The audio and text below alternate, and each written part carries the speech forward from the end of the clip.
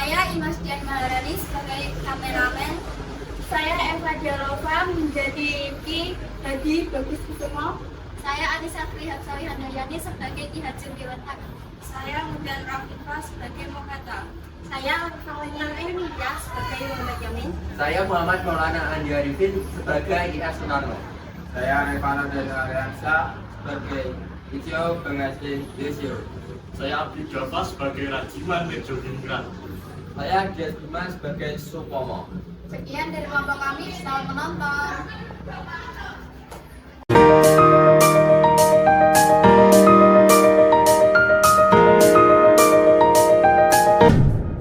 Supomo dilahirkan pada tanggal 22 Januari tahun 1903, di Sukoharjo. Ia berasal dari keluarga priyayi, kakek dari pihak ibu dan ayah adalah pejabat tinggi pemerintah. Ia memulai pendidikannya pada tahun 1917, ketika ia terdaftar di ELS Boyolali. Ia lulus pada tahun 1920, dan melanjutkan studinya ke Mulo di Surakarta. Pada tahun 1923, ia pindah ke Batavia dan bersekolah di BR. Setelah lulus dari sana, ia bekerja di sebuah pengadilan negeri di Surakarta, sebelum berangkat ke Belanda untuk melanjutkan pendidikan. Di Belanda, ia mendaftar di Universitas Leiden, dan belajar hukum di bawah Cornelis van Vollenhoven. Ia lulus pada tahun 1927, dengan tesisnya yang berjudul, Reformasi Sistem Agraria di Wilayah Surakarta, yang berisi uraian tentang sistem agraria di Surakarta dan kritik terselubung terhadap kolonialisme Belanda. Sekembalinya ke rumah, ia menjadi pegawai pengadilan di Yogyakarta, kemudian dipindahkan ke Departemen Kehakiman di Batavia. Saat bertugas di Departemen Kehakiman, ia mengambil pekerjaan sampingan sebagai dosen tamu di Reshoge School. Ia kemudian bergabung dengan Asosiasi Pemuda Jongjava, dan menulis sebuah makalah berjudul, Perempuan Indonesia dalam Hukum, yang ia presentasikan bersama dengan Perdana Menteri Ali Sastroamidjojo pada Kongres Perempuan 1928. Pada tanggal 1 Maret tahun 1945, tahun terakhir pendudukan Jepang di Indonesia, pemerintah Jepang membentuk Badan Penyelidik Usaha-Usaha Persiapan Kemerdekaan Indonesia pada tanggal 1 Maret tahun 1945 untuk mengerjakan persiapan kemerdekaan di wilayah pemerintahan Pulau Jawa. Supomo menjadi salah satu dari 62 anggota. Pada sidang pertama yang berlangsung dari tanggal 29 Mei hingga tanggal 1 Juni ia menyatakan dukungannya untuk masa depan Indonesia menjadi negara kesatuan yang kuat, dengan alasan bahwa itu sesuai dengan norma-norma masyarakat Indonesia. Dia juga berbicara menentang gagasan negara Islam. Pada tanggal 1 Juni tahun 1945, Soekarno berpidato, di mana ia menguraikan dasar negara masa depan, 5 sila Pancasila. Pada masa reses BPUPKI, hal ini kemudian dimasukkan ke dalam pembukaan konstitusi masa depan, Piagam Jakarta oleh Panitia 9, yang tidak termasuk Supomo. Ketika BPUPKI bersidang kembali untuk sidang kedua, yang dimulai pada tanggal 10 Juli sebuah komite beranggotakan 19 orang dibentuk untuk menghasilkan rancangan undang-undang dan Supomo memainkan peran dominan dalam pembahasannya. Dia sengaja menghasilkan konstitusi yang memiliki pemerintahan pusat yang kuat dengan kekuasaan terkonsentrasi pada presiden, dan tanpa sistem checks and balances yang jelas, sejalan dengan pendapatnya. Secara khusus, ia mendukung totalitarianisme integralis berdasarkan ideologi keluarga dan mengusulkan negara Indonesia dimodelkan pada Nazi Jerman dan Kekaisaran Jepang. Ia meyakini sistem ini akan menghindari konflik kepentingan antara pemerintah dan masyarakat. Dalam diskusi itu, ia ditentang keras oleh Muhammad Yamin, yang menyerukan demokrasi ala Barat dengan jaminan hak asasi manusia. Wakil Presiden Muhammad Hatta juga menginginkan deklarasi hak-hak untuk dimasukkan, tetapi Soekarno memihak Supomo. Kompromi mencapai pasal 28 yang menyatakan bahwa hak asasi manusia akan diatur dengan undang-undang. Setelah diskusi panas, khususnya mengenai peran agama dalam berita negara, rancangan konstitusi dan pembukaannya diterima pada tanggal 16 Juli. Setelah Jepang menyerah, pada tanggal 17 Agustus tahun 1945, Soekarno dan Hatta memproklamasikan kemerdekaan Indonesia. Keesokan harinya, Panitia Persiapan Kemerdekaan Indonesia yang telah dibentuk pada tanggal 7 Agustus bertemu dan menyetujui rancangan undang-undang yang dihasilkan oleh Panitia BPUPKI. Setelah masa jabatannya sebagai Menteri Kehakiman, Supomo menjadi dosen di Universitas Gadjah Mada, serta Akademi Polisi Jakarta. Dia juga Presiden Universitas Indonesia. Dari tahun 1954 sampai 1956, Supomo menjadi Duta Besar Indonesia untuk Britania Raya. Supomo meninggal dalam usia muda akibat serangan jantung di Jakarta pada tanggal 12 September tahun 1958 dan dimakamkan di Solo. Dan pada tanggal 14 Mei tahun 1965, Supomo secara anumerta dinyatakan sebagai pahlawan nasional Indonesia oleh Presiden Soekarno.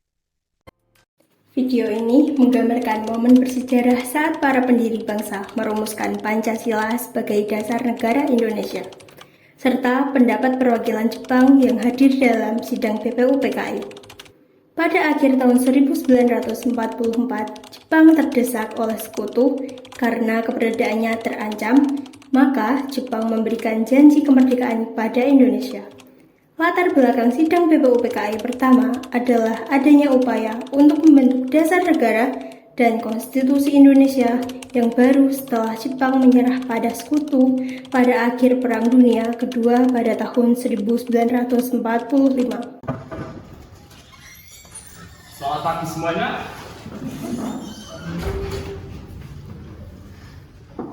Baik, selamat datang dan terima kasih sudah mau memberikan kesempatan untuk hadir dalam acara pagi hari ini. Silakan duduk. Saudara-saudara sekalian dan perwakilan Jepang, hari ini kita akan merumuskan dasar negara untuk Indonesia yang merdeka. Gozaimasu, terima kasih atas kesempatan hari ini. Kami ingin mendengarkan gagasan dan pandangan dari bangsa Indonesia. Saudara-saudara, sekarang saatnya kita membentuk dasar negara Indonesia supaya negara kita ini semakin sempurna kemerdekaannya. Barangkali ada saudara-saudara yang berniat mengusulkan. Mohon izin Ketua, saya berniat mengusulkan dasar negara itu. Saya juga ingin mengusulkan dasar negara itu. Saya pula ingin mengusulkan dasar negara itu. Baik, terima kasih saudara-saudara yang berniat mengusulkannya, tetapi harap bergantian, mulai dari Tuan Muhammad Yamin, lalu Supomo, dan Insinyur Soekarno. Mohon izin Ketua. Terima kasih saudara-saudara bersedia mendengarkan usulan dasar negara yang hendak saya usulkan. Dasar negara yang hendak saya usulkan ialah 1. Persatuan, 2. Kekeluargaan, 3. Keseimbangan lahir batin, 4. Musyawarah, 5. Keadilan rakyat. Demikian usul-usul dari saya, mohon dipertimbangkan. Saya akhiri. Assalamualaikum warahmatullahi wabarakatuh. Usulan yang sangat memotivasi kita. Tunggu usulan anggota lainnya dan usulan akan dipertimbangkan oleh anggota BPUPKI yang lain. Setelah beberapa hari, para tokoh-tokoh pendiri menyampaikan pendapat pemikirannya mengenai dasar negara Indonesia ini, sampailah pada puncak dari rapat pembahasan dasar negara ini. Sekarang, mari kita dengar pendapat dari Insinyur Soekarno. Terima kasih saudara-saudara. Dasar-dasar negara telah diusulkan 5 bilangannya. Inikah Pancadharma? Bukan. Nama Pancadharma tidak tepat di sini. Dharma berarti kewajiban, sedangkan kita membicarakan dasar. Saya senang kepada simbol-simbol angka pula. Rukun Islam 5 bilangannya. Jari kita 5,5. Kita mempunyai panca indera 5. Apalagi yang 5 bilangannya. Pandawa pun 5 orangnya. Sekarang banyaknya prinsip kebangsaan, internasionalisme, mufakat, kesejahteraan, dan ketuhanan. 5 pula bilangannya. Namanya bukan Pancadharma, tetapi saya namakan ini dengan petunjuk teman kita, ahli bahasa. Namanya adalah Pancasila. Sila artinya asas atau dasar, dan di atas kelima dasar itulah kita mendirikan negara Indonesia yang kekal dan abadi. Pidato yang bagus, Tuan Soekarno. Para hadirin sekalian, 3 hari ini para anggota BPUPKI telah menyampaikan usulannya terhadap dasar negara Indonesia. Selanjutnya, usulan-usulan tersebut akan dipertimbangkan para anggota BPUPKI yang lainnya. Setelah beberapa hari, setelah beberapa anggota BPUPKI merundingkannya, akhirnya jadilah rumusan dasar negara Pancasila yang menggabungkan pendapat ketiga orang tersebut. Apakah masih ada pendapat lain? Mohon izin Ketua, saya ingin menambahkan, saya berpendapat pendidikan harus menjadi fondasi dalam dasar negara kita. Generasi muda adalah masa depan bangsa kita. Terima kasih. Saya juga setuju. Pendidikan mencerdaskan kehidupan bangsa. Mohon izin Ketua, selain itu keadilan sosial harus menjadi prinsip yang utama dalam Pancasila. Mohon izin Ketua, saya juga ingin menambahkan usulan. Kita juga harus mencakup persatuan dan kesatuan sebagai pijakan untuk mewujudkan Indonesia yang berdaulat. Terima kasih Ketua. Pandangan kalian sangat berharga. Mari kita rangkum hasil diskusi ini. Lalu, bagaimana pendapat pihak perwakilan Jepang tentang hal ini? Sumimasen, saya ingin menyampaikan pandangan Jepang. Dasar negara ini sangat penting bagi Indonesia yang merdeka. Kami mendukung langkah ini. Arigatou gozaimasu. Setelah selesai merangkum hasil diskusi dan telah dirancang dasar negara tersebut, tetapi masih terjadi perubahan pada dasar negara itu. Saudara-saudara, berikut saya bacakan rumusan dasar Pancasila yang telah kami rundingkan secara musyawarah. 1. Ketuhanan dengan kewajiban melaksanakan syariat-syariat Islam bagi para pemeluk-pemeluknya. 2. Menurut dasar kemanusiaan yang adil dan beradab. 3. Persatuan Indonesia. 4. Kerakyatan yang dipimpin oleh hikmah kebijaksanaan dalam permusyawaratan perwakilan. 5. Keadilan sosial bagi seluruh rakyat Indonesia. Demikian hasil permusyawarahan kami. Siapa yang hendak mengusulkan atau memberi usul mengenai ini? Saya. Silakan. Menurut saya, sebaiknya sila pertama yang berbunyi ketuhanan dengan kewajiban melaksanakan syariat Islam bagi pemeluknya sebaiknya diganti karena dapat menuai permusuhan di antara muslim dan non-muslim.